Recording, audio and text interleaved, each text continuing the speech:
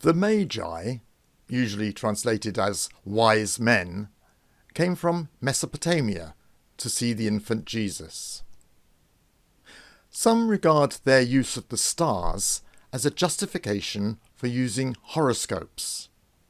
After all, they did appear to predict the future by looking at astronomical events.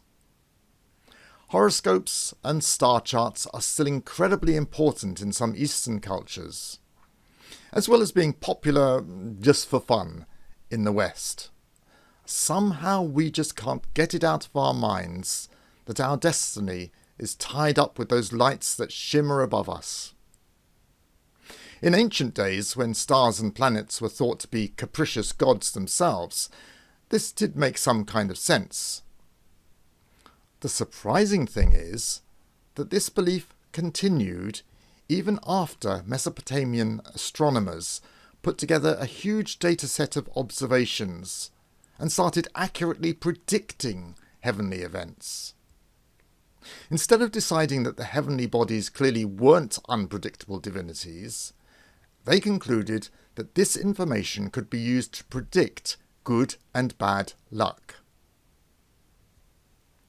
There are two main theories concerning what the Magi saw: either a comet or a conjunction of planets.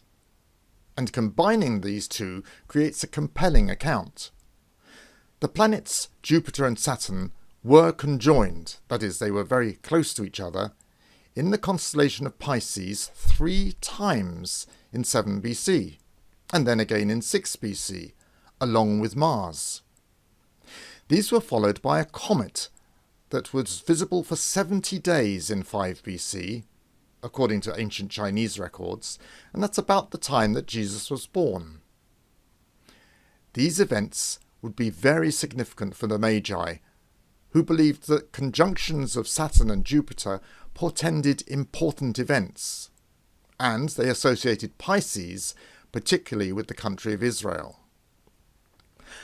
At this point, we have to ask whether the planets and stars actually influence life on Earth, as astrologers claim, or whether God planned Jesus' birth to come at a time that the Magi and a few others would have regarded as significant.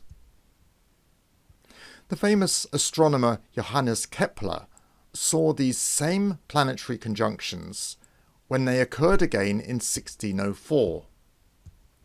And he calculated that this same event occurs every 805 years. His own sighting was followed by the appearance of a supernova, which created a bright new star in the sky, the second brightest supernova in history. And yet, these celestial events in Kepler's day didn't accompany anything significant, let alone close to the importance of the birth of Christ. Kepler himself felt that something significant did happen every 805 years. Moses was born in 1617 BC, Isaiah in 812 BC, and the reign of Charlemagne began in 799 AD, and then the Reformation in his own year of 1604. Unfortunately, all these dates are wrong. The birth of Moses occurred 3 centuries later than Kepler felt the stars had predicted. And Isaiah was born about 1 century earlier. And the coronation of Charlemagne a year later, and the Reformation is generally dated from the time of Luther's 95 Theses in 1517, or from a host of other events, none of which occurred in 1604.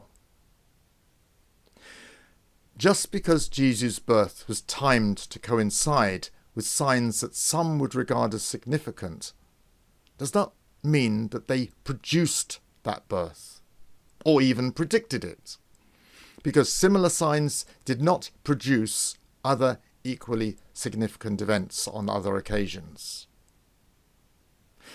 This doesn't put off astrologers, because it's usually possible to find something that has occurred that could be tied to a celestial event.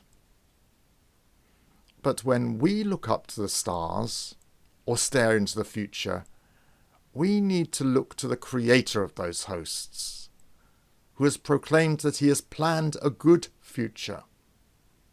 Yes, he's also given us warnings of severe trouble on the way, not so that we can work out exactly what and when it will happen, but so that we won't lose heart or faith when those bad things do happen.